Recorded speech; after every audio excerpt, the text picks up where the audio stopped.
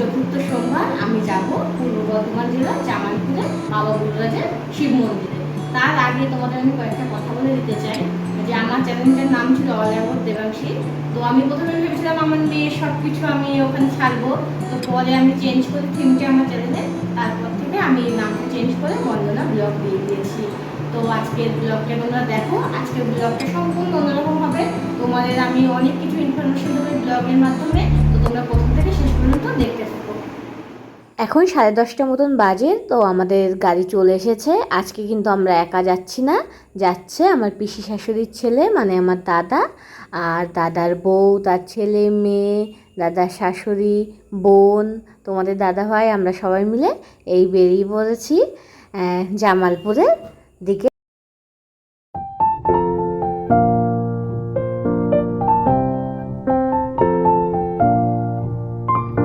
আমাদের সমুদ্রগড় থেকে জামালপুরের দূরত্ব 20 থেকে 22 কিলোমিটার মতন, 40 মিনিট মতন সময় লাগে পৌঁছতে।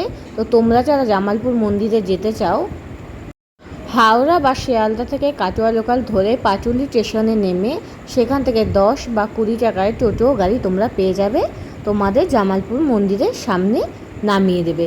ওখানে কিন্তু থাকা, খাওয়া দাওয়া সব কিছুর ব্যবস্থাই আছে, তো তোমাদের কোনো রকম অসুবিধা হবে না।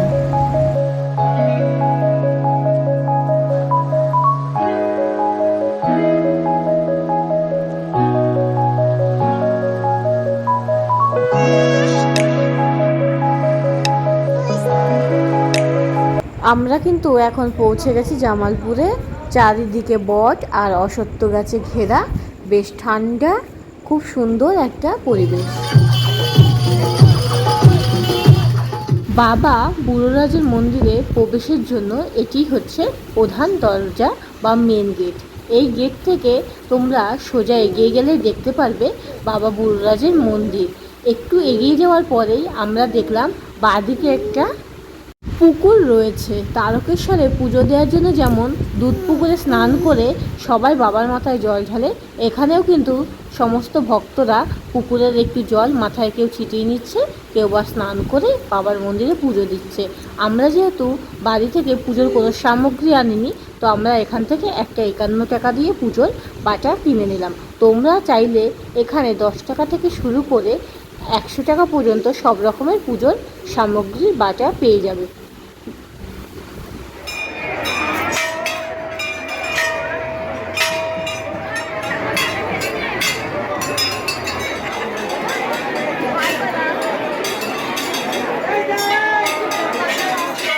শ্রাবণ মাসের শেষ সোমবার, তাই ভক্তদের ভিড়ে মন্দির চত্বরে পা দেওয়ার জায়গাটুকু নেই।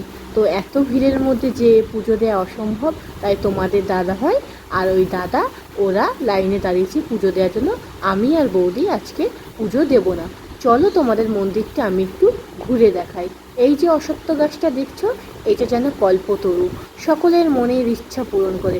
সব ভক্তরা এখানে ঢিল বেঁধে যে যার মনস্কামনা করে এবং সেটা পূর্ণ হলে পরে এসে পুজো দিয়ে ঢিল খুলে দিয়ে যায়। বুড়ো শিবের বুড়ো আর ধর্মরাজের রাজ, এই দুই মিলিয়েই কিন্তু বাবা বুড়োরাজ। মহাদেব এখানে বুড়োরাজ নামে প্রসিদ্ধ। চালকলার নৈবেদ্য সামনে দিয়ে অর্ধেক ধর্মরাজ মানে যমরাজ আর অর্ধেক বাবা বুড়োরাজের নামে পুজো হয়। এই মন্দিরের গৌরীপট্ট কিন্তু পূর্ব দিকে মুখ দেওয়া থাকে, যেখানে অন্য সব মন্দিরে দেখা যায় ভোলেনাথের শিবলিঙ্গ উত্তরমুখ করে স্থাপন করা থাকে। কথিত আছে বহুকাল আগে যদু গোয়ালা নামে এক গোয়ালা ছিল, তার এক গাই ছিল, তার নাম শ্যামলী গাই। সে প্রতিদিন একটা নির্দিষ্ট সময়ে গভীর জঙ্গলে গিয়ে ওই ঢিপির উপর দুধ বর্ষণ করত। তো সেটা যদুগোয়ালার চোখে পড়লেও সে অতটা গুরুত্ব দেয়নি। সেদিন রাতে সে স্বপ্ন পায়, বাবা বুড়োরাজ তাকে বলে সে এখানে আছে, তাকে যাতে স্থাপন করে পূজা অর্চনা করা হয়। তো তারপরে সবাই মিলে সেই স্বয়ংভূ শিবলিঙ্গটাকে উদ্ধার করার চেষ্টা করলে অনেক গর্ত করার পরেও কিন্তু তা শেষ পায়নি। সেই রাতেই আবার বাবা তাকে স্বপ্ন দেখায় যে এই শিবলিঙ্গের কোনো শেষ নেই, এই শিবলিঙ্গ শেষ যদি খুঁজতে হয় তাহলে কাশী পর্যন্ত যেতে হবে, গর্ত করতে হবে। তার জন্য এই জায়গার আর এক নাম হচ্ছে গুপ্তকাশী। এই মন্দিরের আরেকটি বিশেষত্ব হচ্ছে এই মন্দিরটা কিন্তু খড়ের ছাউনি দিয়ে তৈরি এবং পুরো মন্দির চত্বর পাথর বাঁধানো হলেও মন্দিরের ভেতরটা কিন্তু মাটি দিয়ে লেপা। এখানে বাবা বুড়োরাজ পাতালের মধ্যে অবস্থিত। তো আমি যেহেতু অনেক ভিড় তোমাদের দর্শন করাতে পারলাম না, এই যে এই ছবি দিয়ে তোমরা দর্শন করে নাও, অন্য সময় তোমাদের আমি আবার দর্শন করাবো। এখানে কিন্তু অনেক ভক্তরা গোপাল দিয়ে পুজো করে যায়। তার কারণ হচ্ছে সবাই এখানে মানসকামনা করে যে তাদের যদি পুত্র সন্তান বা কোনো সন্তানাদি হয় তারা এখানে গোপাল দিয়ে পুজো দিয়ে যাবে। সেই লোককথা অনুযায়ী এখানে যারা মানত করে যায় পুত্র সন্তান বা সন্তানের জন্য তাদের মনস্কামনা পূরণ হয় এবং তারা গোপাল দিয়ে এখানে কিন্তু পুজো দিয়ে যায়।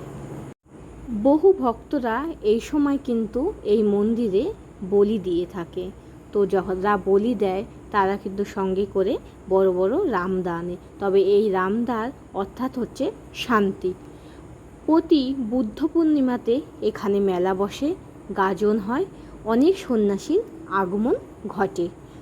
বহু দূর দূরান্ত থেকে ভক্তরা কিন্তু এখানে অনেক রকম মনোবাসনা নিয়ে আসে এবং বাবা কিন্তু সবার মনোবাসনা পূর্ণ করে। এই মন্দিরের কিন্তু আরও অনেক অজানা অলৌকিক ঘটনা আছে। আমার যতটা জানা ছিল আমি তোমাদের জানালাম। আমি জানি না সবটা সঠিক কিনা, তবে আমি অনেকটা জেনে শুনে তারপরেই কিন্তু তোমাদের এই ইনফরমেশনগুলো দিচ্ছি। তো এখানে এসে কিন্তু আমি বড়মারও দর্শন করলাম, বড়মাকে নিয়েও কিন্তু এখানে সবাই এসেছিল। তো তারপরে দেখো দাদাভাই পুজো দিয়ে বেরোচ্ছে। তোমাদের দাদাভাই এখনও পুজো দিয়ে বেরোতে পারেনি, ও ভেতরে আটকা হয়ে গেছে। তো অনেক কষ্ট করে পুজো দিয়েছে। তো আমরা এখন বাইরের দিকে যাব আস্তে আস্তে। চলো তোমরাও। তো তোমাদের কেমন লাগলো জামালপুরে বাবা বুড়োরাজ? আমি কিন্তু আজকে এই প্রথম আসলাম না, এর আগেও আমি দুবার এসেছিলাম। গুরুমন্ত্র নেওয়ার পরে যে কোনো একটা মন্দিরে পুজো দিতে হয়, তখন আমি এই জামালপুরে এসে পুজো দিয়ে গেছি। তারপরে দেবাংশীর মুখে প্রসাদও কিন্তু এই মন্দিরে হয়েছিল। তো পুজো দেওয়ার পরে তোমার দাদা তো একদম গরমে তৃষ্ণার্ত হয়ে গেছে। তো প্রথমেই তোমার দাদা একটু বললো আমি একটু লেবুর শরবত খাবো। তো এক গ্লাস খেয়ে ওর মন ভরলো না, ও কিন্তু আবার আর এক গ্লাস শরবত খেলো। তারপরেও বলছে না আমার টেস্টটা মিটছে না। তারপরে আবার একটু দই লস্যি খেলো। খাওয়ার পরে তোমাদের দাদাভাই বলছে আমার খিদে পেয়ে গেছে, তো চলো কিছু খেয়ে নিই। কিন্তু তোমাদের দাদাভাই একটু মন খারাপ, কেন দেখো তোমরাই।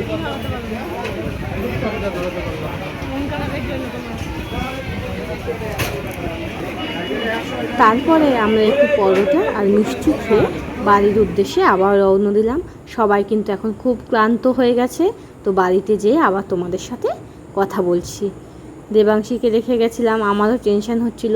দুপুরবেলায় যে তোমাদের দাদাভাইকে খেতে দিয়ে দিয়েছি সোয়াবিনের তরকারি, ভেন্ডি সর্ষে, আর আমার শাশুড়ি মা চাল কুমড়ো, আলু সেদ্ধ, মটরের ডাল আর একটু মিষ্টি দিয়েছিল। আর তোমাদের দাদাভাইও কিন্তু সন্ধ্যাবেলায় আবার আমার জন্য রসমালাই নিয়ে আসলো আর মিষ্টি। সন্ধ্যাবেলায়টা আমি একটু রসমালাই আর মিষ্টি খেয়ে এখানে ভিডিওটা শেষ করছি। তো তোমাদের কেমন লাগলো অবশ্যই জানিও।